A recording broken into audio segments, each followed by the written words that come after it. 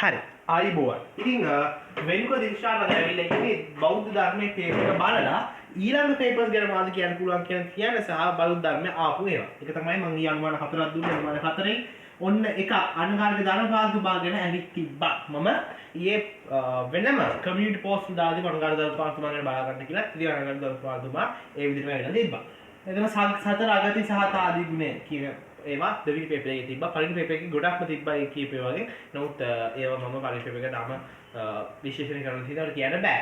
එතකොට මේකෙන් අපිට කියන්න පුළුවන් දේ තමයි සාමාන්‍ය රටාවකට තමයි එන්නේ. සාමාන්‍ය රටාවකට තමයි විභාගේ ප්‍රශ්න හැදෙන්නේ රටාවක් ඇසුරේ. නමුත් මේ අවුරුද්දේ මෙන්න මේ රටාව කැඩිලා තියෙනවා.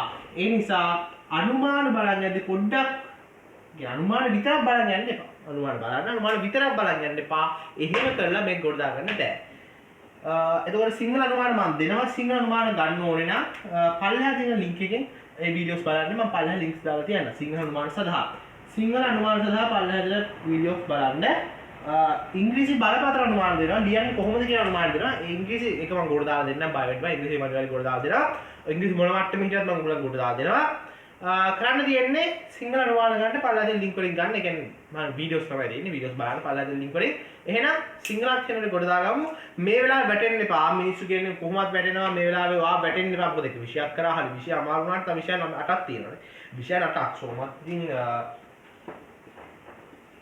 ඒ පාස් එකෙන් අපේ ගිහිනේ අනිත් විෂයන් වලට පොත කරගන්න පුළුවන්. සාමාන්‍යයෙන් බෞද්ධ පැටර්න් එක ආවේ නැහැ කියලා කියන්නේ. සාමාන්‍ය වෙන විදිහට පැටර්න් එක ආවේ නැහැ කියලා අනිත් විෂයන් වල හරියට පැටර්න් එක එනවා කියන්නේ.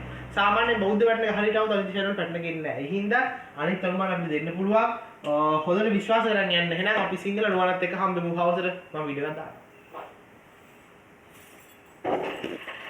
කතෝලික අනුමාන පිළිබඳව මම තව වීඩියෝ එකක් දානවා.